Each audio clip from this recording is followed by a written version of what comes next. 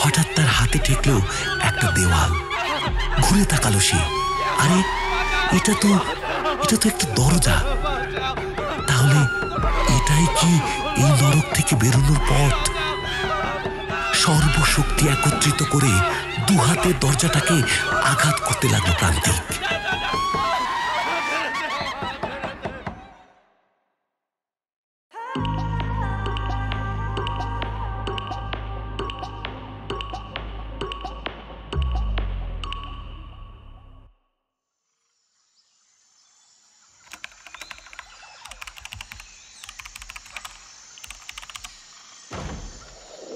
সশব্দে ল্যাপটপের স্ক্রিন বন্ধ করে দিল প্রান্তিক। মাথাটা গরম হয়ে যাচ্ছে। গত কয়েকদিন ধরে নিজের বাড়িঘর ছেড়ে এই নির্জন জঙ্গলে জায়গায় পড়ে আছে সে। সামনেই পুজো, আর তারপরেই বইমেলার তোড়জোড় শুরু। এই বইমেলায় প্রান্তিকের 3টে বড় উপন্যাস আর একটা ছোট গল্পের সংকলন বেরোচ্ছে। সব কটারই ডেডলাইন নভেম্বরের শেষ। অথচ এখনো তেমন কোনো জোরালো প্লট আসছে না মাথায়। এই জিনিসটাই সবচেয়ে বিরক্ত করে তাকে, এই রাইটার্স ব্লক। কিছুদিন পরপরই মাথাটা বেবাক ফাঁকা হয়ে যায়। যদিও প্রান্তিক মোটামুটি সব ধরনের গল্প উপন্যাসই লেখে, তবে থ্রিলার লেখক হিসেবে তার খ্যাতিটা একটু বেশি। বইমেলায় পাঠকরাও অপেক্ষায় থাকে প্রান্তিক বসুর অন্তত একটা থ্রিলার উপন্যাসের। জনপ্রিয়তাটা বেশ উপভোগ করে প্রান্তিক। ভিড়ের মধ্যে চিহ্নিত হওয়ার বিড়ম্বনা তাকে আত্মতুষ্টি দেয়। বয়সে সে তরুণ। গত এপ্রিলে 38-এ পা দিয়েছে। এর মধ্যেই বেশ কয়েকটি উপন্যাস তার বেস্ট সেলারে তকমা পেয়েছে। পাঠকদের ভালোবাসার মূল্য দিতে সে প্রচুর পড়াশোনাও করে। ফ্লুকে যারা নাম কিনতে চায়, প্রান্তিক বসু সেই তালিকায় পড়ে না। কিন্তু গত বছরখানেক ধরে রাইটার্স ব্লকের ঝামেলার পাশাপাশি আরও একটা সমস্যায় পড়েছে সে। বাড়িতে লেখালেখি নিয়ে বসা প্রায় অসম্ভব হয়ে পড়েছে। তার কারণ প্রান্তিকের 3 বছরের মেয়ে তিন্নি।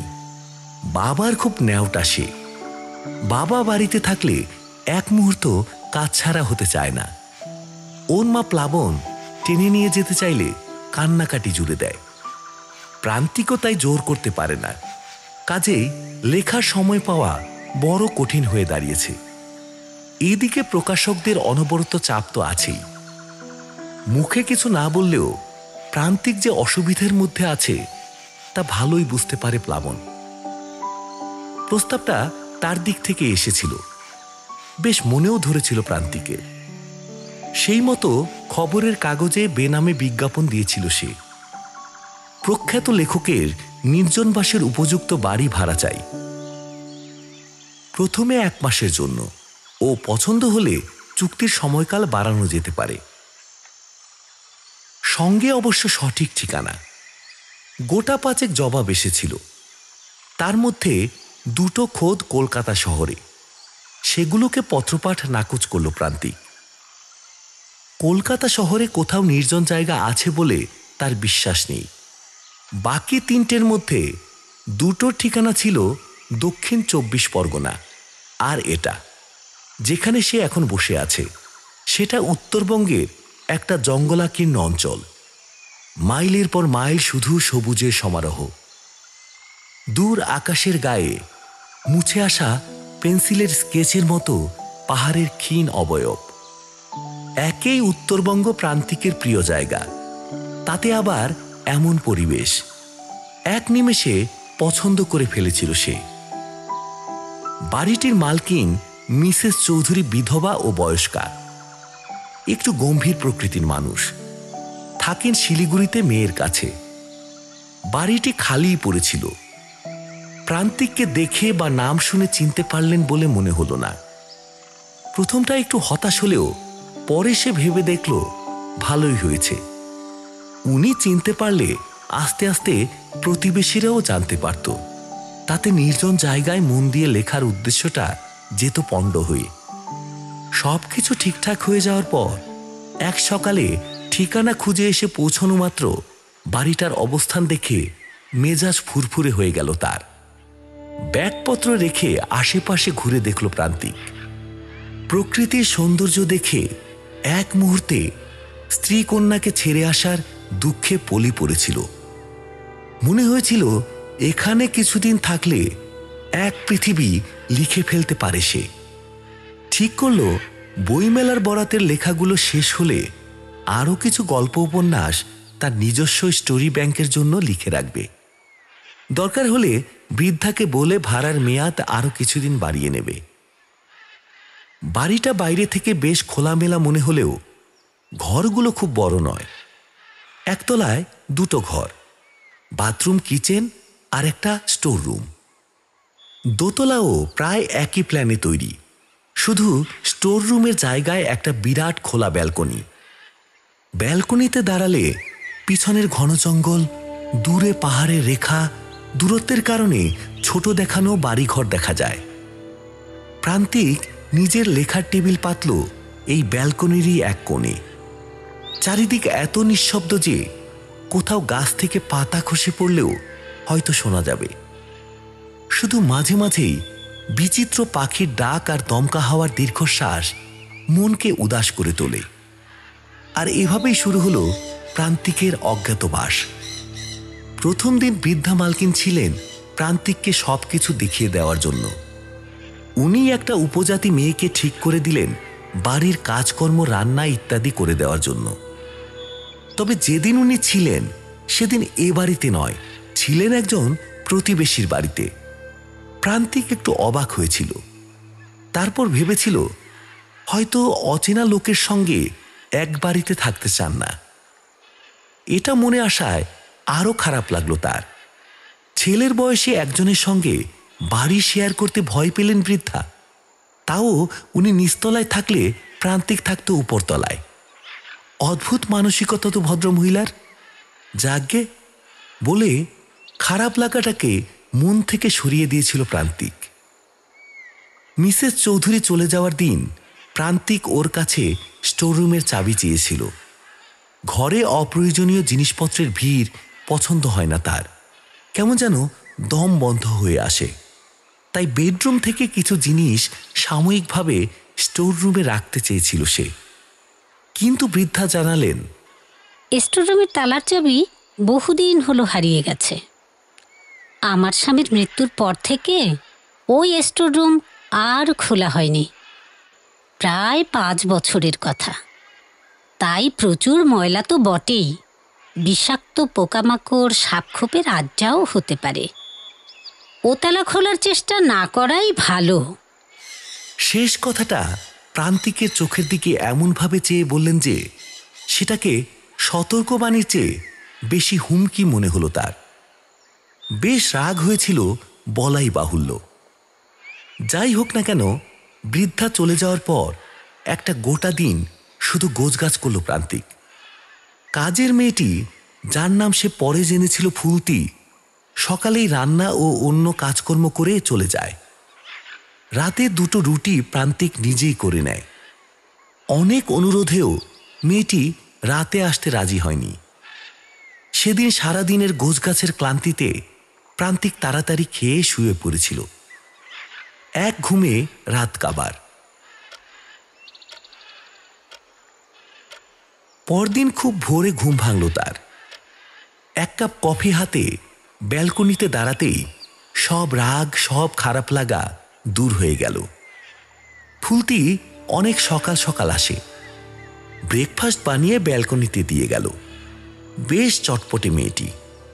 ব্রেকফাস্ট খেয়ে ল্যাপটপ খুলে বসল প্রান্তিক।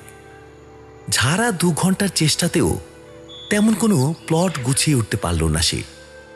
জোর করে লেখার চেষ্টা করলে যা হচ্ছে তা পড়ে নিজের উপরেই বিরক্তি ধরছে। আরও কিছুক্ষণ চেষ্টার পর ল্যাপটপ বন্ধ করে উঠে পড়ল প্রান্তিক। এই যদি পরিস্থিতি হয় তবে এবছর আর একটিও বই হবে কিনা সন্দেহ। সারাদিন ভাবার চেষ্টা করে ক্লান্ত প্রান্তিক রাতে খাওয়া দাওয়া করে বাড়িতে একটা ফোন করল। মেয়েটার জন্য মন খারাপ করছে। ওদের সঙ্গে কথা বলে একটা বই নিয়ে বেডরুমের ইজি চেয়ারটায় শরীরটা ছেড়ে দিল প্রান্তিক। এবারে একটু টেনশনই হচ্ছে তার। এই রাইটার্স ব্লকের যদি কোনো ওষুধ পাওয়া যেত বড় ভালো হতো। ক্রিমিনোলজির উপর লেখা ক্যাথরিন উইলিয়ামসের একটা বই পড়তে পড়তে ডুবে গিয়েছিল প্রান্তিক। হয়তোবা চোখ লেগেও এসেছিল। হঠাৎ একটা শব্দে চটকা ভেঙে সোজা হয়ে উঠে বসতেই হাত থেকে বইটা পড়ে গেল তার। কান খাড়া করে প্রান্তিক বোঝার চেষ্টা করল শব্দটার উৎস।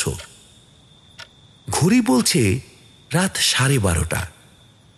নিস্তব্ধ পরিবেশের অতল গাম্ভীর্য শব্দটাকে আরো রহস্যময় করে তুলেছে। চেয়ার ছেড়ে উঠে দাঁড়িয়ে প্রান্তিক এগিয়ে গেল নিচে নামার সিঁড়ির দিকে। সিঁড়ির মুখে বাঁদিকের দেওয়ালে সুইচ বোর্ড। হাতের আন্দাজে 2-3টে সুইচ অফ অন করতে করতে সে জ্বালিয়ে ফেলল সিঁড়ির আলো। ফ্যাকাশে হলুদ আলোটা সাহস দেওয়ার বদলে যেন নিজেই জড়সড় হয়ে রইল ভয়ে। সিঁড়ি দিয়ে নিচে নেমে বাঁদিকে গেলে পাশাপাশি 2টো ঘর, আর সিঁড়ির ডান দিকে আরও 2টো সিঁড়ি নেমে স্টোর রুম। অর্থাৎ স্টোর রুমের অবস্থান উপরের সিঁড়ির ঠিক নিচে। আওয়াজটা আসছে সেখান থেকেই। কেউ যেন ভেতর থেকে স্টোর রুমের দরজাটা খোলার চেষ্টা করছে। প্রান্তিক উকি দিয়ে দেখার চেষ্টা করল দরজাটা নড়ছে কিনা, কিন্তু সিঁড়ির নিচের গাঢ় অন্ধকারে চোখ চলে না। এখানে কোনো আলোর কানেকশন আছে কিনা, থাকলেও সুইচ কোথায় তা জানা নেই প্রান্তিকের। ভয় করছে না বললে ভুল হবে, কিন্তু মনে জোর এনে দরজার দিকে এগুলো সে। আলোর বৃত্ত ছেড়ে অন্ধকারের আবর্তে প্রবেশ করতে না করতে তার মনে হলো এ যেন এক পৃথক দুনিয়া। তার মনোজগৎ থেকে কে যেন প্রবলভাবে বাধা দিতে লাগলো, যেও না, এ মানুষের পৃথিবী থেকে অনেক দূরের জগৎ। এখানে যে একবার ঢুকবে তার রেহাই নেই। পালাও, পালাও।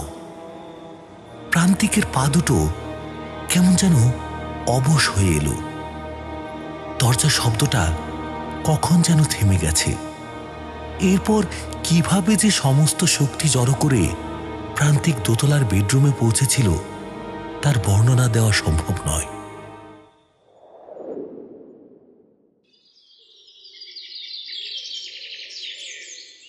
পরদিন সকালে যখন ঘুম ভাঙল, ততক্ষণে ফুলতি এসে রান্না চাপিয়ে দিয়েছে।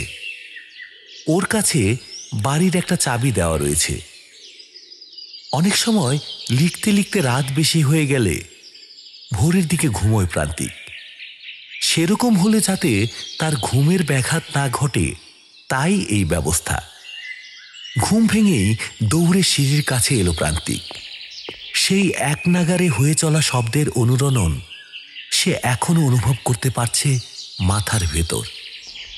আস্তে আস্তে সিঁড়ি বেয়ে নেমে এলো সে। উকি মেরে দেখল ফুলতি কিচেনে রান্নায় ব্যস্ত। সে ঘুরে গেল ডান দিকে। সিঁড়ির নিচটা দিনের বেলাতেও বেশ অন্ধকার, তবে ঘুটঘুটে ভাবটা কেটেছে। অন্তত দরজাটা স্পষ্ট দেখা যাচ্ছে।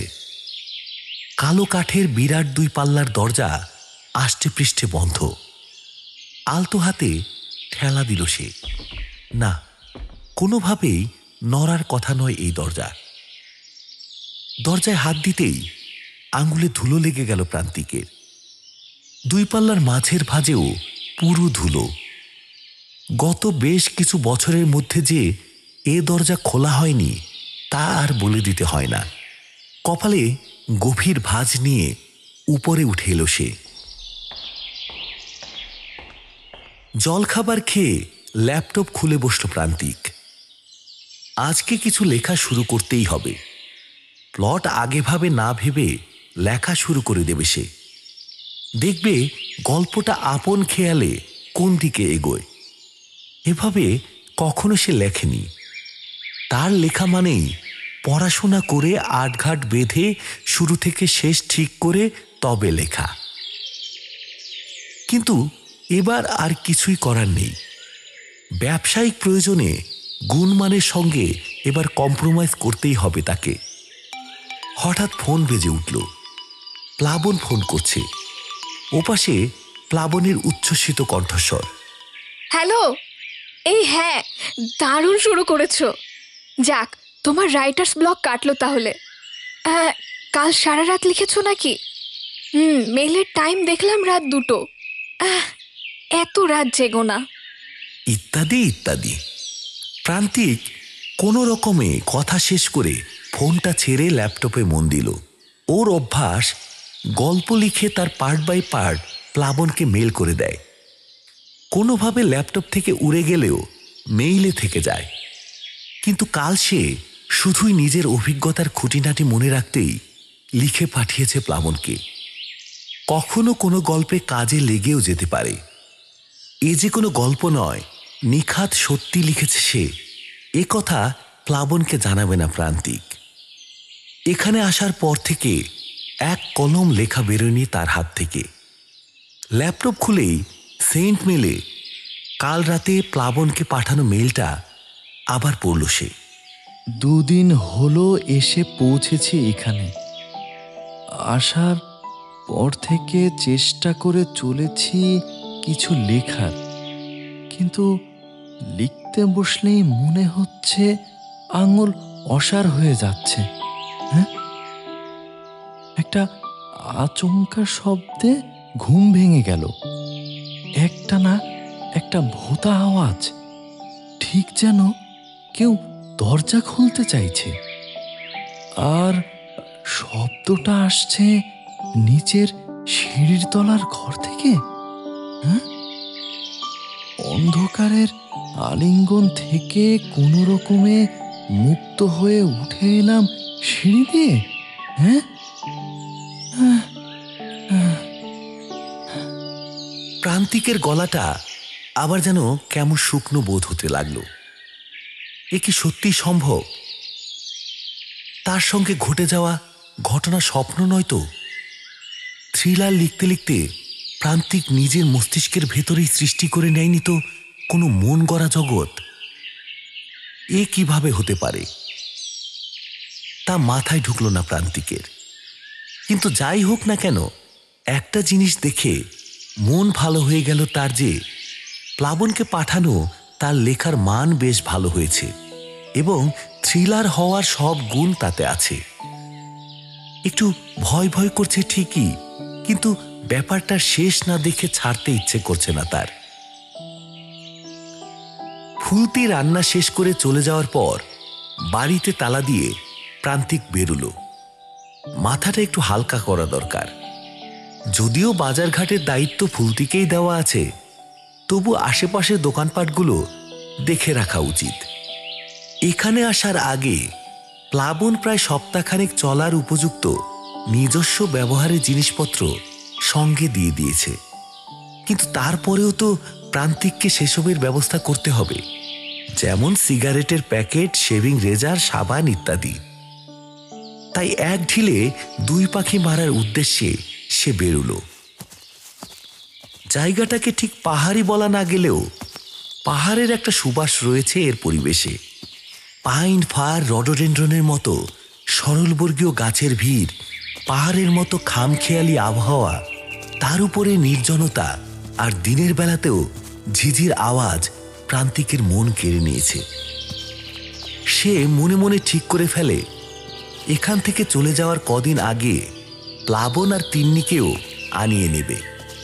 ওদেরও পছন্দ হবে জায়গাটা। ভাবতে ভাবতে সরু পাথুরে পথ দিয়ে এগিয়ে চলছিল প্রান্তিক।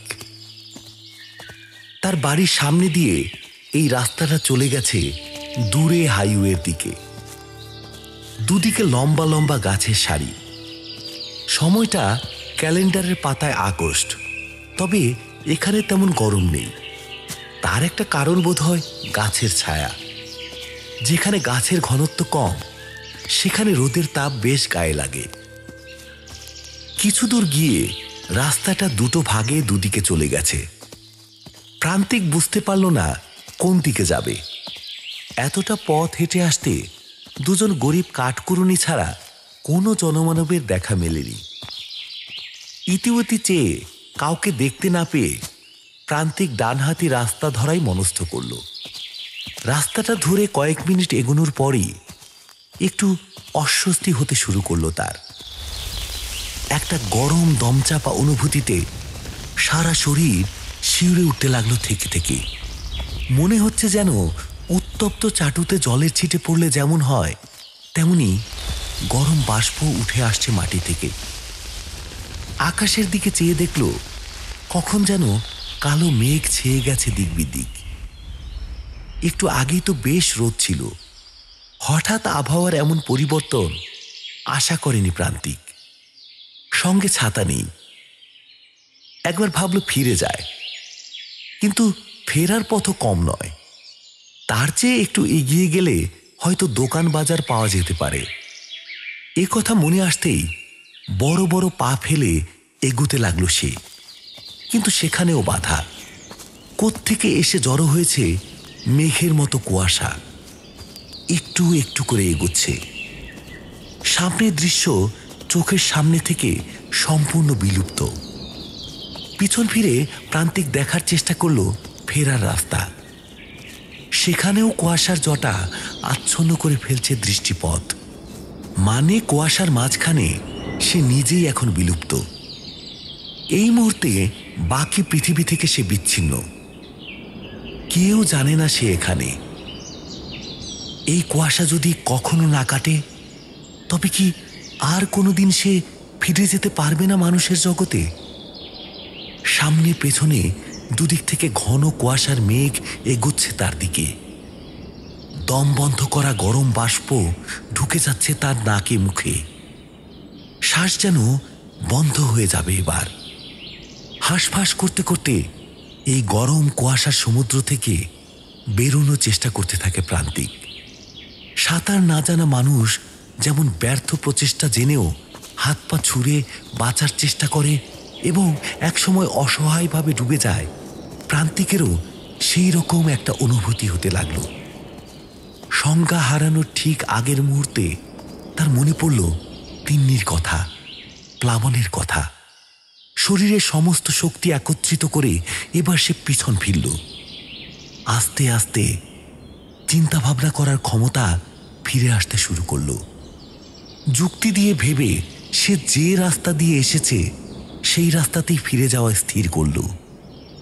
সামনে এই রাস্তা কোথায় গেছে সে জানে না, কিন্তু পেছনে গেলে সে সেই দ্বিধাবিভক্ত রাস্তার মোড়ে পৌঁছতে পারবে।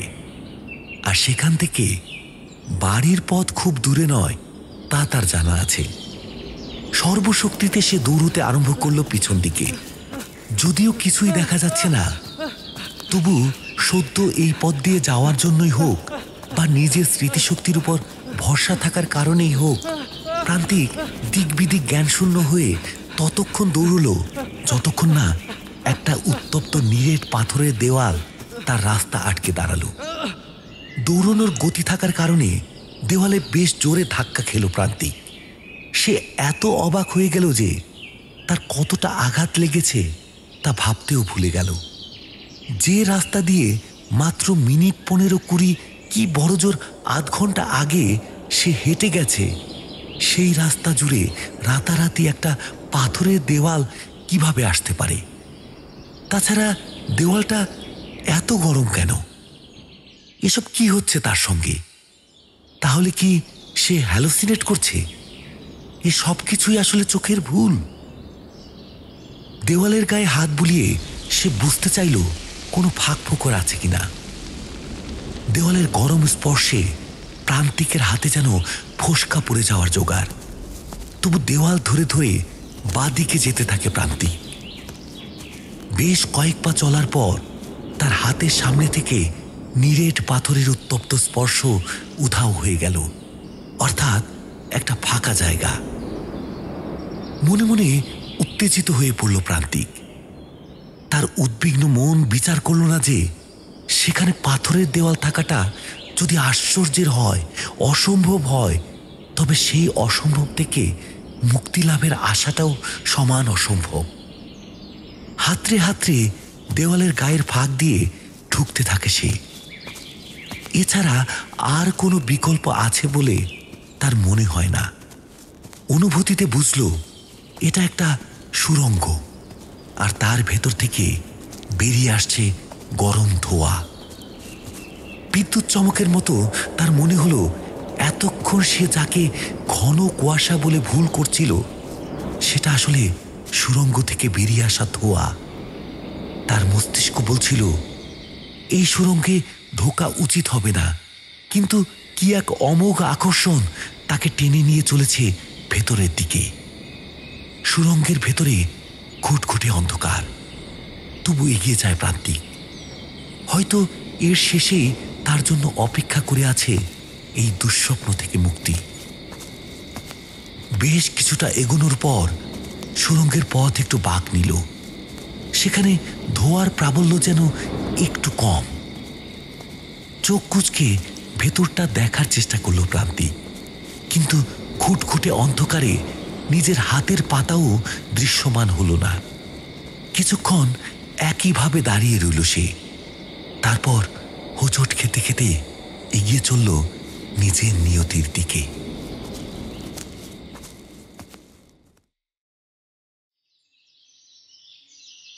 প্রান্তিকের সব গল্প প্রথম পরে প্লাবনী, কিন্তু এবারের গল্পের ধরনটা প্রথম থেকে একটু আলাদা লেগেছিল ওর।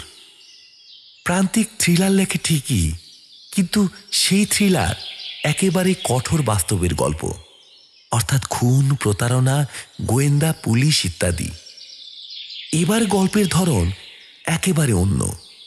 তবুও প্রথমটা ও ভেবেছিল প্রান্তিক হয়তো নিজের লেখা নিয়ে এক্সপেরিমেন্ট করতে চাইছে। আজকে অন্তত 12 ফোন করেছে প্লাবন প্রান্তিককে। ফোন অনবরত নট রিচেবল। রাত হয়ে এসেছে। এবার সত্যি ভয় লাগছে প্লাবনের। এতক্ষণ ধরে কোথায় যেতে পারে প্রান্তিক? কিছুক্ষণ চিন্তা করে ও ফোন লাগালো ওর স্কুলের বন্ধু রুমিকে। রুমির বিয়ে হয়েছে উত্তরবঙ্গেই, আর প্রান্তিকের জন্য বাড়িটা দেখার সময়ে ওকে জায়গাটা সম্পর্কে জিজ্ঞেস করেছিল প্লাবন।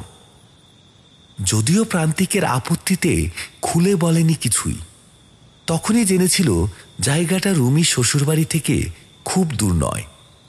রুমিকে এবার সব খুলে না বলে পারল না প্লাবন। সব শুনে রুমি প্রথমটা খুব রাগ করল প্লাবনের উপর, খোঁজ খবর না করে প্রান্তিককে এমন একটা জায়গায় পাঠানোর জন্য। অন্তত সে রুমিকে বলতেই পারত, যেখানে তার বাড়ি থেকে মাত্রই কয়েক কিলোমিটারের পথ। তবে শেষ পর্যন্ত রুমি প্লাবনকে আশ্বাস দিল খোঁজ নিয়ে জানাবার। আজ রাতটা প্লাবনের কাটবে একরাশ উৎকণ্ঠার মধ্যে। ঘুমন্ত তিন্নিকে জড়িয়ে ধরে কাছে টেনে নিল সে। পরদিন সকাল গড়িয়ে দুপুর হতে চললেও যখন রুমির বা প্রান্তিকের কাছ থেকে কোনো সংবাদ এলো না, তখন সবেমাত্র সে ভাবছিল আবার রুমিকে ফোন করবে কিনা। যতই ছোটবেলার বন্ধু হোক না কেন, এখন তো ওর নিজের সংসার আছে। এমন সময় রুমির ফোন এলো। থমথমে গলায় রুমি জানালো, হ্যাঁ হ্যালো, শুনছিস? হ্যাঁ হ্যাঁ, আমার স্বামীর এক বন্ধু স্থানীয় থানার অফিসার ইনচার্জ। ওর সাহায্যে কিছু তথ্য পাওয়া গেছে ওই বাড়ি সম্পর্কে। তবে তোকে একবার ওখানে আসতেই হবে। হ্যাঁ হ্যাঁ, যেহেতু প্রান্তিক নিখোঁজ বলেই ধরে নেওয়া হচ্ছে, কাজেই একটা এফআইআর না করলে তদন্ত এগোনো যাচ্ছে না। তুই যত তাড়াতাড়ি সম্ভব এখানে আয়। রুমির সঙ্গে কথা বলার পর প্লাবন মন স্থির করে নিল আর দেরি নয়। কাল সকালেই সোজা এয়ারপোর্টে গিয়ে যে ফ্লাইটের টিকিট পায় তাতে করেই পৌঁছে যাবে বাগডোগরা। সেখান থেকে যে গাড়ি পাবে তাই নিয়ে চলে যাবে তার গন্তব্যে। তিন্নিকে রেখে আসবে তার মায়ের কাছে। তিন্নির কষ্ট হবে ঠিকই, কিন্তু প্লাবনের কাছে আর কোনো বিকল্প নেই। পাশে খেলতে থাকা তিন্নিকে দেখে চোখে জল এলো প্লাবনের। কি কুক্ষণেই প্রান্তিককে সে দূরে যাওয়ার বুদ্ধি দিয়েছিল। ভোরবেলা মায়ের কাছে তিন্নিকে রেখে এয়ারপোর্টের উদ্দেশ্যে রওনা দিল প্লাবন। মাকে প্লাবন বলল কয়েকদিনের জন্য প্রান্তিকের কাছে যাচ্ছে। যেহেতু জায়গাটা একটু ভেতর দিকে, তাই তিন্নিকে সঙ্গে নিয়ে যাওয়া সে ঠিক বলে মনে করছে না। ওর মা একটু অবাক হলেও মুখে কিছু বললেন না। অবশেষে টিকিট পাওয়া গেল বেলা 12:55 ফ্লাইটে। বাগডোগরা পৌঁছতে দুপুর 2:10। ভাগ্য ভালো রুমি গাড়ি নিয়ে ওকে এয়ারপোর্ট থেকে রিসিভ করে নেবে বলেছে, নইলে গাড়ি ভাড়া করতে কিছু সময় নষ্ট হতো। মনে মনে হিসেব করে নেয় প্লাবন। বাগডোগরা থেকে গাড়িতে নিউ মাল জংশন হয়ে তার গন্তব্যে পৌঁছতে ঘন্টা 2 বেশি লাগা উচিত না। তার মানে দাঁড়াচ্ছে বিকেল 4টে থেকে 4:30-এর মধ্যে সে পৌঁছে যাবে। আরেকটা ব্যাপার মনস্থির করেছে প্লাবন, এফআইআর করার আগে সে 2-1 দিন দেখে নিতে চায়। বলা যায় না, প্রান্তিক নিজেই হয়তো কোনো প্রত্যন্ত জায়গায় গেছে 2-1 দিনের জন্য, আবার সে ফিরে আসবে ওই বাড়িতেই। নইলে এখানে প্রান্তিকের কোনো শত্রু আছে বলে তো জানা নেই প্লাবনের। 2 দিনের মধ্যে প্রান্তিক না ফিরলে তখন রুমির স্বামী রঞ্জনের বন্ধু ওই পুলিশ অফিসার ভদ্রলোক যা বলবেন তাই করা হবে।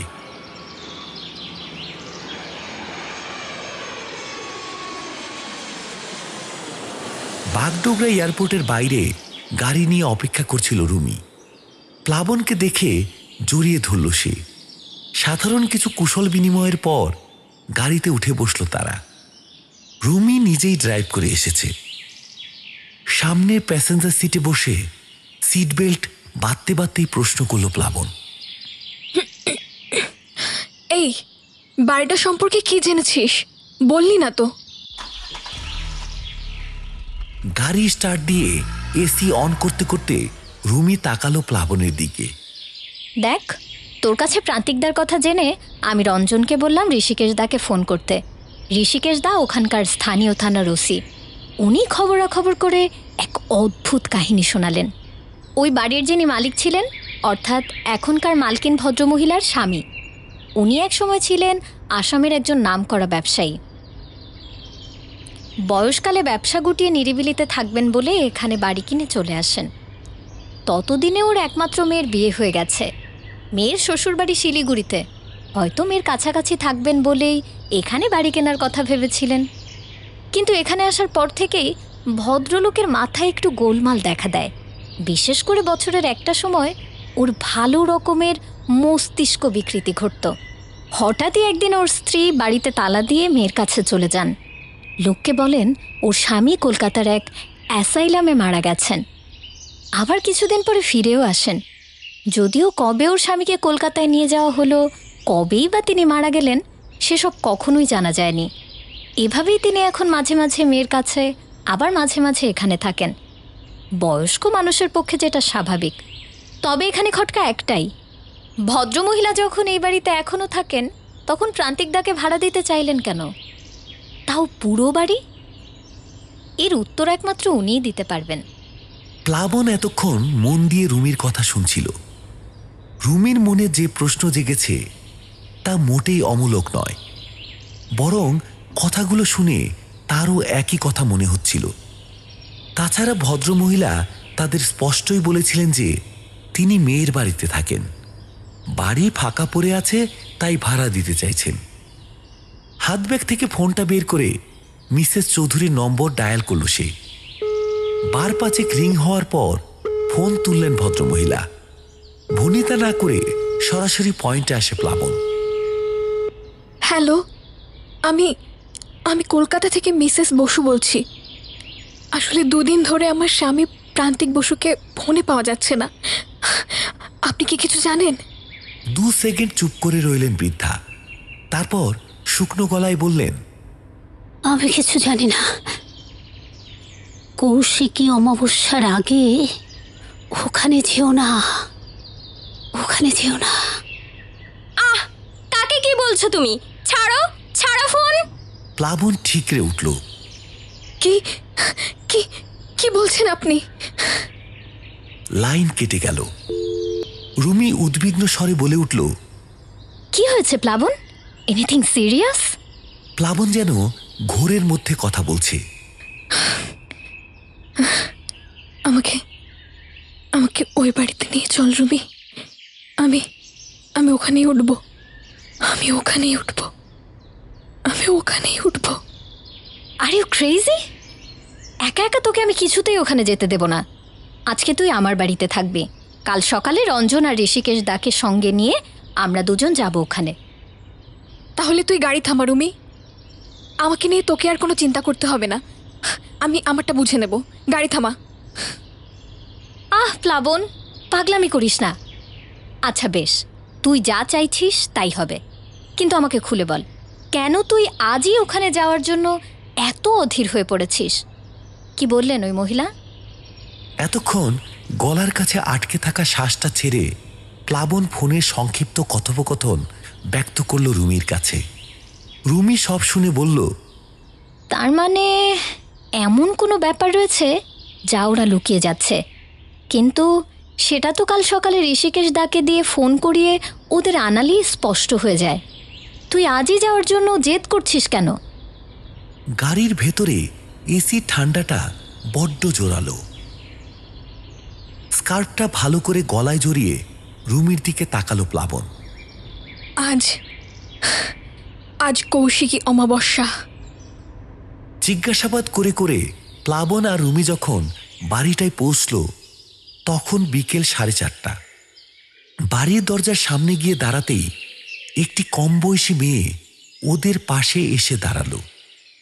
মেয়েটির মুখে উপজাতি ছাপ স্পষ্ট। প্লাবনের মুখ থেকে বেরিয়ে এলো, তুমি ফুলতি? মেয়েটি উপরে নিচে মাথা দোলালো, মানে প্লাবনের অনুমান অভ্রান্ত। ফুলতিও চিনেছে প্লাবনকে। দাদার পড়ার টেবিলে এই দিদি আর একটা মিঠো বাচ্চার ছবি দেখেছে সে। ফুলতির কাছে ঘরের চাবি পাওয়া গেল। দরজা খুলতে খুলতে জানা গেল ফুলতি গতকাল সকালে রান্না করে আর বাকি কাজকর্ম করে চলে যাওয়ার পর আবার আজ সকালে এসেছিল, কিন্তু দরজা বন্ধ দেখে নিজের কাছে থাকা চাবি দিয়ে দরজা খুলে ঢুকে দেখে গতকালে রান্না করা খাবার একই রকম ভাবেই থেকে গেছে, কেউ ছুঁয়েও দেখেনি। এই দেখে ফুলতি আর রান্না করেনি, কিছুক্ষণ অপেক্ষা করে চলে গেছে। আবার বিকেলে এসেছে দাদা ফিরেছে কিনা দেখতে। ফুলতি চলে যাওয়ার উদ্যোগ করছে দেখে প্লাবন বলল, এই তুমি আজ রাতের মতো আমাকে সামান্য কিছু খাওয়ার ব্যবস্থা করে দিতে পারো? কেমন যেন চমকে উঠল ফুলতি। হ্যাঁ, আর নেহি নেহি দিদি, এই রাত में ये বাড়িতে আমি ঢুকি না। এই বাহিরে অন্ধকার হয়ে যাবে এক্ষুনি। ফুলতির কথা শুনে প্লাবন আর রুমি মুখ চাওয়াচাওয়ি করল। তারপর প্লাবন ঘড়ির দিকে তাকিয়ে দেখল বিকেল 4:45, মানে এখনো ঘণ্টাখানেক বাইরে আলো থাকবে। ততক্ষণ ফুলতির কাছ থেকে কিছু জেনে নেওয়া যেতে পারে। সে রুমিকে বলল বাড়ি ফিরে যেতে। অপ্রসন্ন মুখে বেরিয়ে গেল রুমি। প্লাবনকে একা ছাড়ার কোনো ইচ্ছে ছিল না তার, কিন্তু প্লাবনের জেদের কাছে তাকে হার স্বীকার করতেই হলো। রুমি চলে যাওয়ার পর ফুলতিকে সে বলল কিছুক্ষণ থেকে যেতে, কিন্তু ফুলতি কিছুতেই রাজি না হওয়ায় এবং ওর মুখে ভয়ের স্পষ্ট ছাপ লক্ষ্য করে নিজের কর্মপন্থা ঠিক করে নিল প্লাবন। ফুলতিকে বলল সে যখন থাকবে না তখন প্লাবনই যাবে ফুলতির সঙ্গে ওর বাড়ি পর্যন্ত। রাস্তায় কিছু কথা জানবে সে ওর থেকে। এরপর আর ফুলতির অনুমতির অপেক্ষা না করে বাড়ির দরজায় তালা দিয়ে সে চলল ফুলতির সঙ্গে সঙ্গে।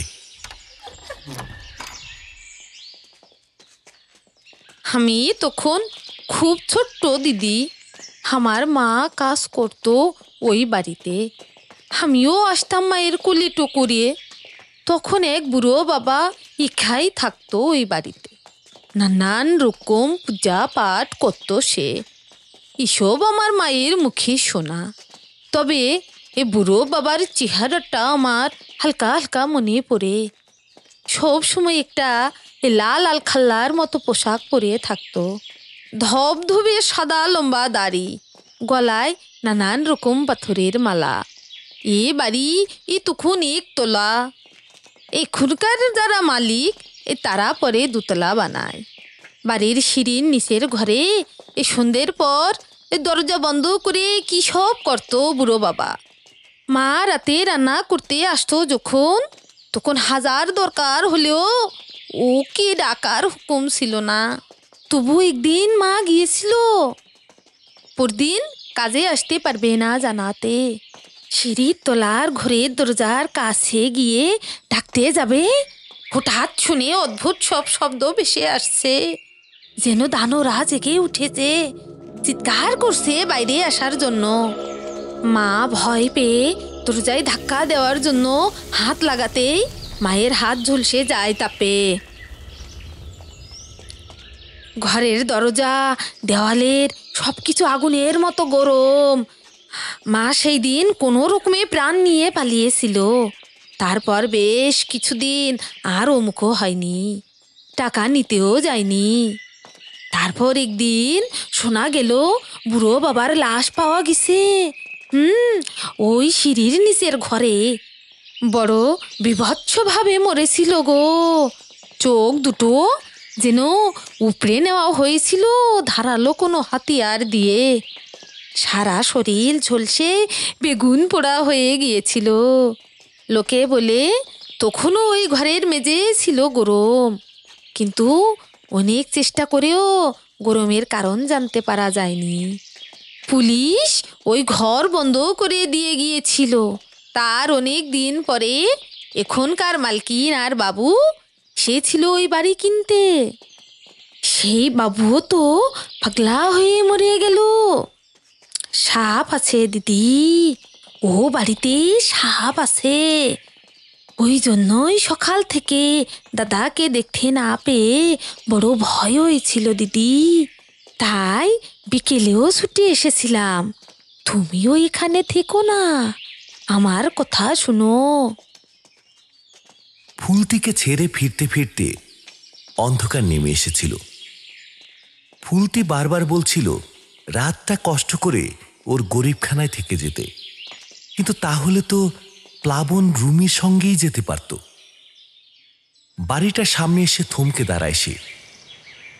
অন্ধকারে যেন শিকারীর মতো আত্মগোপন করে দাঁড়িয়ে রয়েছে বাড়িটা।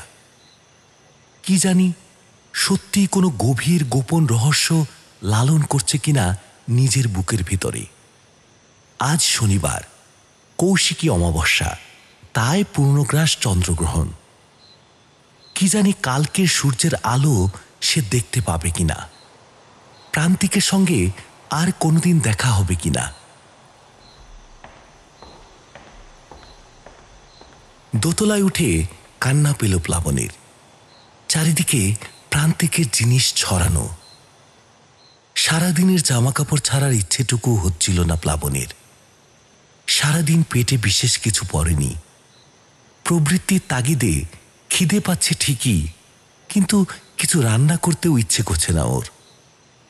কখন যেন ঘুম জড়িয়ে এসেছিল চোখে। এদিকে শরীরে প্রচণ্ড যন্ত্রণা নিয়ে চোখ খুলল প্রান্তিক। চেতনা ফিরতেই একটা আষ্টে গন্ধ এসে ধাক্কা দিল তার নাকে। আস্তে আস্তে উঠে বসল সে। সে যেখানে বসে আছে হাতের অনুমানে বুঝল সেটা কোনো সিমেন্টের তৈরি মেঝে। স্পর্শে বুঝল মেঝেটা গরম। এখনো সহ্যের মধ্যে হলেও ধীরে ধীরে বেড়ে চলেছে গরমের মাত্রা। টলমল পায়ে উঠে দাঁড়ায় প্রান্তিক। কতক্ষণ সে এখানে পড়ে আছে জানে না। এখন কটা বাজে, আজ কত তারিখ, সকাল না রাত্রি, কিছুই ঠাহর হচ্ছে না তার। হাত বাড়িয়ে দেওয়াল ধরতে চাইল প্রান্তিক, কিন্তু চারিদিকে হাত চালিয়েও ধরার মতো কিছু পেল না। একটা ক্ষীণ গুড়গুড় শব্দ অনেকক্ষণ থেকেই কানে আসছিল তার। এবার শব্দটা বাড়তে থাকলো। গুড়গুড় ধ্বনিকে ছাপিয়ে কিছু রক্ত জল করা ভয়াল চিৎকার তার মেরুদণ্ড কাঁপিয়ে দিল। বহুকাল ধরে বন্দি থাকার পর যেন মুক্তি পেয়েছে কোনো পিশাচ। মহা উচ্ছ্বাসে সে ছুটে আসছে অসহায় শিকারের দিকে, কিন্তু একটা নয়, মনে হচ্ছে 10-20টা পিশাচ একসাথে উল্লাস জ্ঞাপন করছে। অন্ধকারে শুয়ে আসা প্রান্তিকের চোখকে ঝলসে দিয়ে কয়েক হাত দূরে দেখা গেল এক লাল আগুনের শিখা। সে শিখায় আধো স্পষ্ট হয়ে উঠল ঘরের ভেতরটা। যেখান থেকে আগুনের লাল শিখাটা একটু একটু করে ধেয়ে আসছে, সেটা একটা সুড়ঙ্গের মুখ। প্রান্তিক বুঝতে পারল এটা সেই সুড়ঙ্গ যেটাতে সে নিজে পথ হারিয়ে এই ঘরে এসে পৌঁছেছে। কিন্তু এই ঘরটা কোথায় তা বুঝতে পারল না। আগুনের শিখাটা এখন প্রায় আগুনের গোলার চেহারা নিয়েছে। পায়ের তলার মেঝে এখন বেশ গরম। বোঝাই যাচ্ছে কিছুক্ষণের মধ্যে আর দাঁড়ানো যাবে না, ঝলসে যাবে পায়ের তলা। এদিক ওদিক তাকিয়ে বাঁচার পথ খুঁজতে চাইল প্রান্তিক, কিন্তু হঠাৎ তার সামনে মূর্তিমান বিভীষিকার মতো এসে দাঁড়িয়েছে কয়েকটা বিকৃত চেহারা। সেগুলো মানুষ না সরীসৃপ নাকি পাতাল থেকে উঠে আসা ঘৃণ্য অতিকায় কীট, তা সে স্থির করতে পারল না। একে একে আরো প্রাণী সুড়ঙ্গ মুখ থেকে বেরিয়ে আসছে। সেই নারকীয় চিৎকার আর বিদঘুটে আসছে গন্ধে কান ও নাক, 2 ইন্দ্রিয় প্রায় অসাড়। এদের কারো বা একাধিক মাথা, কারো বা কুমিরের মতো কাঁটাওয়ালা লেজ। প্রায় সবারই হাতে পায়ে লম্বা লম্বা ধারালো নখ। ভয়ে দিকবিদিক জ্ঞান শূন্য হয়ে পিছু হটতে লাগলো প্রান্তিক। তার গলা থেকে প্রাণ ভয়ে বেরোনো তীব্র চিৎকার ওই দানবের চিৎকারের মাঝে হারিয়ে গেল। হঠাৎ তার হাতে ঠেকল একটা দেওয়াল। ঘুরে তাকালো সে, আরে এটা তো একটা দরজা। তাহলে এটাই কি এই নরক থেকে বেরোনোর পথ? সর্বশক্তি একত্রিত করে 2 হাতে দরজাটাকে আঘাত করতে লাগলো প্রান্তিক।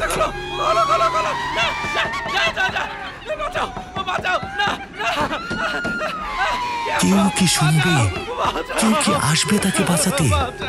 নাকি এই নরকের কীটদের হাতেই ছিন্ন বিচ্ছিন্ন হয়ে মরতে হবে বিখ্যাত লেখক প্রান্তিক বসুকে? তার এত বড় ফ্যানবেস জানতেও পারবে না থ্রিলার লেখকের নিজের জীবনে ঘটে গেল কি অবিশ্বাস্য থ্রিলিং ঘটনা। একটানা হয়ে চলা আওয়াজটা আচমকা ঘুমটা ভাঙিয়ে দিল প্লাবনের। জেগে উঠে কিছুক্ষণ সে ঠাহর করতে পারল না কিছু। তারপর লাফ দিয়ে উঠল সে। সেই শব্দ, যে শব্দের কথা প্লাবন পড়েছে প্রান্তিকের মেইলে পাঠানো নতুন গল্পে। লেখার বর্ণনা অনুযায়ী দোতলা থেকে নামার সিঁড়ির পাশেই থাকার কথা আলোর সুইচ। হাত বাড়িয়ে আলো জ্বালিয়ে তরতরিয়ে সিঁড়ি দিয়ে নেমে ডান দিকে ঘুরল প্লাবন। এখানে 2-3টি সিঁড়ি নামলেই সেই স্টোর রুম। ঘুটঘুটে অন্ধকার সিঁড়ির নিচ থেকেই ভেসে আসছে আওয়াজটা। প্রচন্ড ভারী দরজাটা কে যেন গায়ের জোরে ধাক্কা দিয়ে খুলতে চাইছে। পকেট থেকে মোবাইলটা বের করে টর্চটা অন করতেই যাচ্ছিল প্লাবন। হঠাৎ পেছন ফেরে প্লাবন। বাড়ির মূল দরজায় ধাক্কা দিচ্ছে কেউ। কোন দিকে যাবে সে? স্টোর রুমের দরজা কিভাবে খুলবে সে জানে না, তাই যেটা তার কাছে সহজতর সেদিকেই এগুলো সে। রাত তখন 11:30। কে হতে পারে এই সময়? দরজার সামনে গিয়ে দাঁড়াতেই রুমির গলা কানে আসে, প্লাবন, প্লাবন, দরজা খোল। প্লাবন, প্লাবন, আমি রুমি, দরজা খোল। ক্ষিপ্র হাতে দরজা খুলতেই প্লাবন দেখে তার সামনে দাঁড়িয়ে রুমি আর আরো 2 জন। এদের একজন পুলিশের পোশাক পরা। প্লাবন আন্দাজ করল ইনি ঋষিকেশ দা এবং একজন নিশ্চয়ই রুমির স্বামী রঞ্জন। প্লাবন আরো অবাক হয়ে দেখল এদের একটু পেছনে দাঁড়িয়ে এই বাড়ির বৃদ্ধা মালকিন ও আরো দুজন কনস্টেবল। ওদের দেখে যেন হাতে চাঁদ পেল প্লাবন। রুমির হাত ধরে টানতে টানতে নিয়ে গেল সিঁড়ির নিচে স্টোর রুমের সামনে। সেখানে তখনও দরজায় চলছে ক্রমাগত ধাক্কা। প্লাবন আর রুমিকে সরিয়ে এগিয়ে এলো ঋষিকেশ। 3 জন পুলিশের হাতে জ্বলে উঠল 3টি 6 ব্যাটারির টর্চ। কনস্টেবলদের আদেশ দিল দরজা ভাঙার। রঞ্জনও যোগ দিল ওদের সঙ্গে। বৃদ্ধাও তখন এসে দাঁড়িয়েছেন ওদের পিছনে। মুহুর্মুহ আঘাতে কয়েক মিনিটের মধ্যে ভেঙে পড়ল দরজা। 7 জোড়া বিস্ফারিত চোখের সামনে একটা সম্মিলিত তীব্র চিৎকারের সঙ্গে সঙ্গে কিছু অদ্ভুতরে কিলবিলে অবয়ব পিছু হটতে হটতে অদৃশ্য হয়ে গেল দূরের দেয়ালে। আর সঙ্গে একটা আগুনের গোলাও যেন ছোট হতে হতে মিলিয়ে গেল অন্ধকারে। প্রান্তিক, কি হয়েছে? কি হয়েছে তোমার প্রান্তিক? কি হয়েছে? কি হয়েছে তোমার? কি হয়েছে? প্লাবনের চিৎকারে সকলের দৃষ্টি গেল মেঝের দিকে। প্রান্তিক অচেতন হয়ে পড়ে রয়েছে। প্রায় ভোর হয়ে এসেছে। একটা পুলিশের জিপ এসে থামল রুমির বাড়ির সামনে। তার থেকে একে একে নেমে এলো রুমি, রঞ্জন, প্লাবন, ঋষিকেশ ও বৃদ্ধা বাড়িওয়ালা। 5 জন গিয়ে বসল রুমির বাড়ির ড্রয়িং রুমে। সকলের চোখে মুখে রাত্রি জাগরণের ক্লান্তির পাশাপাশি বিস্ময়ের ভাব এখনো স্পষ্ট। প্লাবনকে আরো বেশি বিধ্বস্ত লাগছে, তবে তার মধ্যেও মানসিকভাবে সে অনেক আশ্বস্ত। প্রান্তিককে হাসপাতালে ভর্তি করানো হয়েছে। ডাক্তার জানিয়েছেন সে একটু শকে আছে, তবে শারীরিকভাবে সামান্য কিছু আঁচড়ের দাগ ও হাতে পায়ে ছ্যাঁকা জাতীয় ক্ষত ছাড়া আর বড় রকমের আঘাত নেই। ঋষিকেশ না থাকলে আজ ডাক্তারের প্রশ্নের উত্তর দিতে বেগ পেতে হতো। প্রান্তিকের মুখে সংক্ষেপে সব শুনে প্লাবন সহ বাকি সবাই হতবাক হয়ে গেছে। একমাত্র বৃদ্ধা বাড়িওয়ালিকে দেখে মনে হয়েছে তিনি এমনই কিছু আশা করেছিলেন। আপাতত প্রান্তিককে মাইল্ড ট্র্যাঙ্কুলাইজার দিয়ে ঘুম পাড়িয়ে রাখা হয়েছে। আশা করা যাচ্ছে 2-1 দিনের মধ্যেই সুস্থ হয়ে উঠবে। নীরবতা ভাঙল ঋষিকেশ। গম্ভীর গলায় বলে উঠল, এমন কিছু যে পৃথিবীর বুকে ঘটতে পারে, মানে নিজের চোখে না দেখলে জীবনে বিশ্বাস করতাম না। তার কথা শেষ হওয়ার আগেই ঠোঁট নড়ে উঠল বৃদ্ধার। পৃথিবীর না, ওরা এসেছিল নরক থেকে। 4 জোড়া চোখের হতচকিত দৃষ্টির সামনে একটু থমকে গেলেন বৃদ্ধা। তারপর শুরু করলেন তার কাহিনী। আমরা ওই বাড়ি যার কাছ থেকে কিনি, তার বাবা ছিলেন আমার স্বামী শ্রী নরেন চৌধুরীর বিজনেস পার্টনার। অনেক কম বয়স থেকে ওদের বন্ধুত্ব। কিন্তু আমার স্বামীর বন্ধু মানে জিতেন গগৈ বছর 45 বয়সে হঠাৎই ঘর সংসার ব্যবসা সব ছেড়ে চলে যান কামাখ্যা। প্রায় বছর 20 ওর সঙ্গে কারো কোনো যোগাযোগ ছিল না, না তার পরিবারের না বন্ধুদের। এর মধ্যে আমাদের একমাত্র মেয়ের বিয়ে দিয়েছি। মেয়ের শ্বশুরবাড়ি শিলিগুড়ি। একমাত্র মেয়েকে এত দূরে বিয়ে দেওয়ার পর আমরা বড় একা হয়ে পড়েছিলাম। মেয়ের বাবা চাইছিলেন এদিকে কোথাও চলে আসতে, কিন্তু ব্যবসার জন্য পারছিলেন না। এমন সময় একদিন আমাদের আসামের বাড়িতে এসে উপস্থিত জিতেনদা। জানালেন 20 বছর ধরে কামাখ্যার সাধুদের সঙ্গে নানা জায়গায় ঘুরে নানা রকম তন্ত্র মন্ত্র শিখেছেন। এমন সব সাধনা করেছেন যা বড় বড় সাধকও করতে ভরসা পান না। আমার স্বামী ওকে নিজের ইচ্ছের কথা বললেন। তখন জিতেনদা বললেন যে তিনি এখন যে সাধনায় মন দিয়েছেন, তার জন্য নিরিবিলি পরিবেশ দরকার। তাই তিনি উত্তরবঙ্গে বাড়ি কিনেছেন। একবার তিনি সেখানে বসবাস শুরু করলে আমাদের জন্য বাড়ি দেখে দেবেন। বৃদ্ধ বয়সটা মেয়ের ও বন্ধুর কাছাকাছি থাকা যাবে ভেবে আনন্দে আটখানা হয়েছিলেন আমার কর্তা।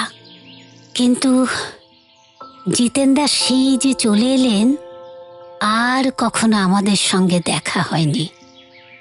শুনেছি ওর মৃত্যু স্বাভাবিক ছিল না। ওর মৃত্যুর পর ওর বড় ছেলে আমাদের সঙ্গে যোগাযোগ করে আমাদের কাছে প্রস্তাব দেয় ওই বাড়ি কিনবার। বন্ধুর মৃত্যুতে মর্মাহত আমার স্বামী এক কথায় রাজি হয়ে গেলেন। আমার যদিও একটু আপত্তি ছিল, অপঘাত মৃত্যু যে বাড়িতে হয়েছে সেখানে থাকবার বিন্দুমাত্র ইচ্ছে আমার ছিল না। কিন্তু ওনার ইচ্ছের কাছে হার মেনেছিলাম আমি। একটা দীর্ঘশ্বাস ফেলে 2 সেকেন্ড থামলেন বৃদ্ধা, তারপর বলে চললেন, এ বাড়িতে আসার পর থেকে বছরের এই সময় রাতে সিঁড়ির নিচের ঘরের বন্ধ দরজায় আওয়াজ পেতাম আমরা। অনেক দিন ঘুম ভেঙে নেমেছি নিচে, কিন্তু ওই ঘরের অস্বাভাবিক গরম তাপমাত্রা আর গা শিউড়ে দেওয়া আওয়াজে দরজা খোলার সাহস করতে পারিনি। একদিন আমার স্বামী নিয়ে এলেন এক সাধুকে। উনি বাড়ির ভেতরে এক পা দিয়েই বুঝতে পেরেছিলেন এই বাড়িতে ভালো নয়। উনি বাড়ি ছেড়ে দেওয়ার কথাও বলেছিলেন, কিন্তু তখন আমার স্বামী রাজি হননি। ওই সাধুই বলেছিলেন জিতেনদা নাকি কোনো এক নরক জাগরণ মন্ত্র শিখেছিলেন। এ মন্ত্র সঠিকভাবে আয়ত্ত করতে পারলে নরকের জীবেরা সেই মানুষের বশীভূত হয়, সে পৃথিবীর সবচেয়ে ক্ষমতাশালী ব্যক্তিতে পরিণত হয়। কিন্তু বিফল হলে ফল হবে মারাত্মক। ওই নরকের জীবেরা তাকেই হত্যা করবে। উনি আরো বললেন, প্রতি কৌশিকী অমাবস্যায় নরকের দ্বার খুলে যায়। তাই ওই দিনটি এই সাধনার পক্ষে সবচেয়ে প্রশস্ত সময়। পরে জেনেছিলাম জিতেনদাও মারা গিয়েছিলেন কৌশিকী অমাবস্যার রাতে। উনি ওই ঘর থেকে শুরু করে নরকে পৌঁছানোর পথ হিসেবে একটা সুড়ঙ্গ খুঁড়েছিলেন। ওই সুড়ঙ্গ পথেই প্রতি ভাদ্র মাসের কৌশিকী অমাবস্যায় উঠে আসতো নরকের আগুন নিয়ে নরকের কীটের দল। তন্ত্র সাধনায় এই অমাবস্যার গুরুত্ব অপরিসীম। এই অমাবস্যার রাতে ধনাত্মক ও ঋণাত্মক শক্তিকে সাধনার মাধ্যমে ধারণ করেন তান্ত্রিকরা। এই বিশেষ সাধনার সময় এক বিশেষ মুহূর্তে খুলে যায় স্বর্গ ও নরকের দরজা। যে সাধক ধনাত্মক শক্তিকে ধারণ করেন তার জন্যে স্বর্গের দরজা, আর যিনি ঋণাত্মক শক্তিকে ধারণ করে নিজের কাজে লাগাতে চান তার জন্য খুলে যায় নরক দুয়ার। সেখান থেকে উঠে আসে বিকৃত ঘৃণ্য জীবের দল। যেদিন জিতেনদা মারা যান সেদিন ওরা এসেছিল, কিন্তু ওদের ফেরত পাঠানোর আর সুযোগ পাননি জিতেনদা। তার আগেই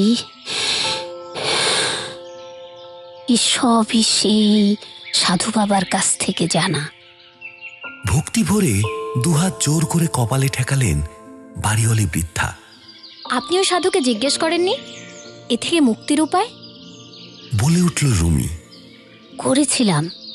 উনি বলেছিলেন যদি কোনো অমাবস্যায় ওই নরক থেকে উঠে আসা দানবের দল ব্যর্থ হয়ে ফিরে যেতে বাধ্য হয়, তবে নরকের দ্বার ততদিন তাদের জন্য বন্ধ হয়ে যাবে, যতদিন না আবার কেউ নরক জাগরণ মন্ত্রে তাদের জাগিয়ে তোলে। হ্যাঁ, আপনার স্বামী কি সত্যি কলকাতার কোনো অ্যাসাইলামে মারা গেছেন? মুখ খুলল ঋষিকেশ। ঋষিকেশের দিকে একবার অপাঙ্গে তাকিয়ে বৃদ্ধা বললেন, না, উনি ওই নরকের শিকার। আমাদের বাড়ি থেকে যে রাস্তাটা চলে গেছে ন্যাশনাল হাইওয়ের দিকে, শোনা যায় তারই কোথাও মাটির বহু নিচে রয়েছে স্টোর রুম থেকে বেরোনো সুড়ঙ্গের মুখ। সেখানেই নাকি নরকের সঙ্গে মিলেছে ওই সুড়ঙ্গ। কৌশিকী অমাবস্যার আগে পরে পূর্ণগ্রাস চন্দ্রগ্রহণ পড়লে, সেই দিনটা যদি শনিবার হয়, সেই ত্রিস্পর্শে যদি উত্তর ভাদ্রপদ নক্ষত্রজাত ব্যক্তি, যার সপ্তমে শনির অবস্থান, সে ওই জায়গায় ঘটনাক্রমে উপস্থিত থাকে, তবে তাদের কেউ কেউ আবিষ্কার করে ফেলতে পারে নরকের উন্মুক্ত দ্বার। সাধু বাবার মুখে ওই কথা শুনে উত্তেজিত হয়ে পড়েছিলেন আমার স্বামী। পাগলের মতো সিঁড়ির নিচের ওই ঘর খুলে খুঁজে বেড়াতেন সুড়ঙ্গ। কেন যেন তিনি বিশ্বাস করতে শুরু করেছিলেন তিনিও পারবেন জিতেন্দার মতো নরকের দ্বার উন্মোচন করতে। আস্তে আস্তে মাথাটা কেমন খারাপ হয়ে যাচ্ছিল। তারপর 5 বছর আগের কৌশিকী অমাবস্যায় যখন সেই ত্রিস্পর্শ যোগ এলো, উত্তর ভাদ্রপদ নক্ষত্রের জাতক নরেন চৌধুরী উধাও হয়ে গেলেন ওই রাস্তায়, আর ফিরে এলেন না। সেই রাতেও ওই সিঁড়ির নিচের ঘরের দরজায় সারা রাত শব্দ হয়েছে, কিন্তু বিশ্বাস করো, আমার সাহস হয়নি খোলার। আজ প্লাবনকে দেখে আমার মনে হচ্ছে, যদি সেদিন সাহস করে দরজা খুলতাম তাহলে হয়তো। প্রান্তিককে তাহলে উত্তর ভাদ্রপদ নক্ষত্রের জাতক, ওর জন্মপত্র দেখতে হবে। আরেকটা কথা, আপনি তো ওই বাড়িতেই থাকেন, মাঝে মাঝে টু বি মোর প্রিসাইজ বছরের ওই সময়টায় আপনি মেয়ের বাড়িতে থাকতেন। তাহলে প্রান্তিককে বাড়ি ভাড়া দেওয়ার মতলব করলেন কেন? সত্যি কথা বলুন, আপনার উদ্দেশ্য কি ছিল? খরকণ্ঠে বলে উঠল প্লাবন। মাথা নিচু করে বসে রইলেন বৃদ্ধা।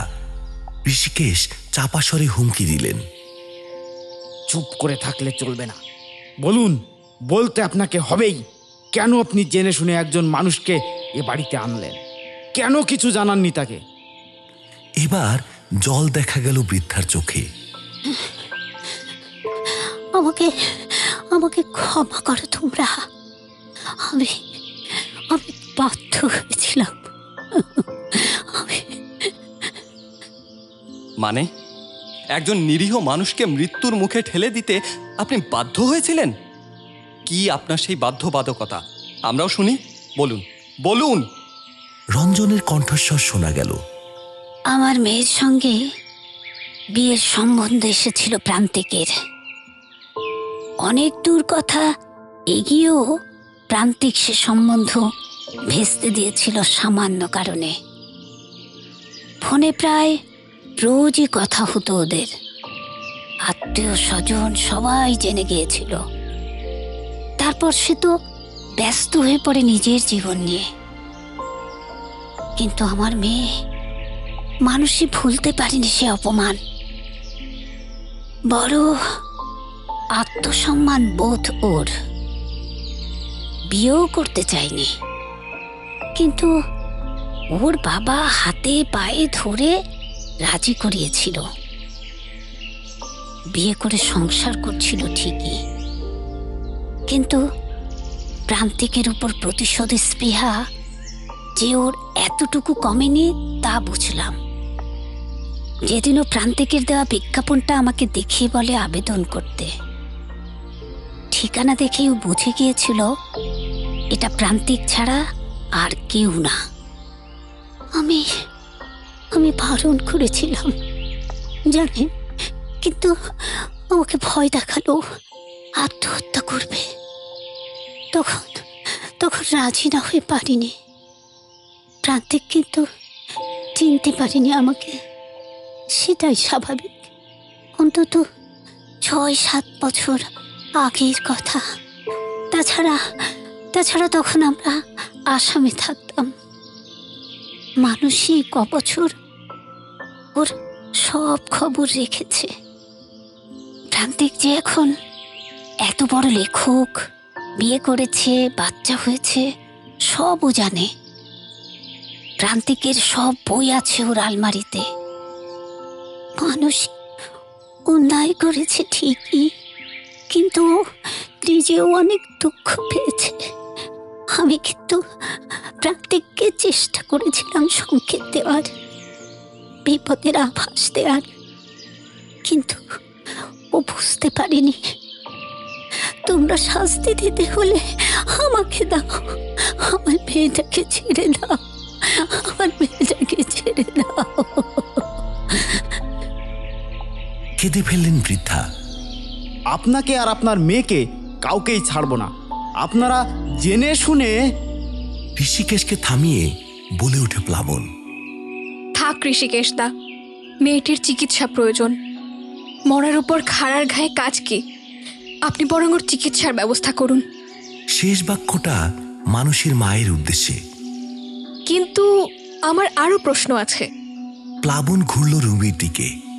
তুই ঠিক সময় লোকজন নিয়ে হিরোর মতো এন্ট্রি নিলি কি করে বলতো? তুই তো চলে গিয়েছিলি। হ্যাঁ, তুই তো চিরকালই আমাকে আন্ডার এস্টিমেট করে গেলি।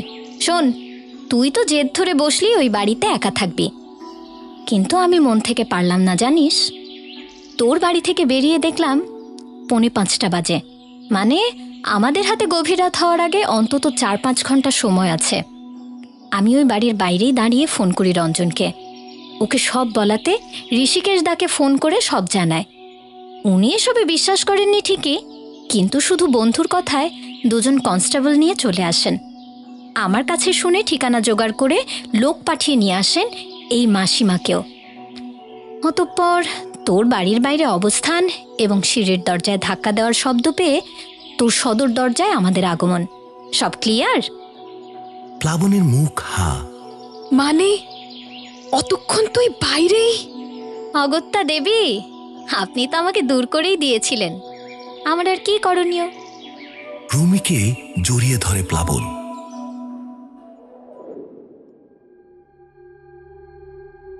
সুরঙ্গের অন্ধকারে চোখ একটু সয়ে আসতেই প্রচণ্ড আতঙ্কে হাপড়ের মতো ওঠানামা করতে থাকা বুক থেকে একটা আর্তনাদ উঠে আসতে চাইল, কিন্তু চাইলে কি হয়, গলা থেকে এক বিন্দু স্বর বেরোল না। সেই কোন প্রাগৈতিহাসিক কালের জমাট বাঁধা অন্ধকার যেন চেপে ধরল কণ্ঠনালী। অন্ধকার, তাই কি? কিন্তু অন্ধকারের কি হাত থাকে? থাকে বজ্রের মতো কঠিন মুঠো। নিকষ অন্ধকারেও চোখের সামনে নেমে আসা পর্দাটাকে অনুভব করতে পারলাম। চেতনা পুরোপুরি লুপ্ত হওয়ার আগে মৃত্যুর মতো শীতল একটা স্যাঁতস্যাঁতে স্পর্শ আর এক দানবীয় শব্দ আমার মস্তিষ্কে স্থায়ী ছাপ রেখে গেল।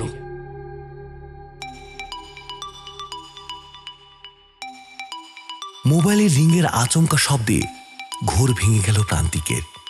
ফোনের স্ক্রিনের দিকে চেয়ে দেখল পাবলিশারের ফোন। তৃপ্তির হাসি ফুটে উঠল তার মুখে।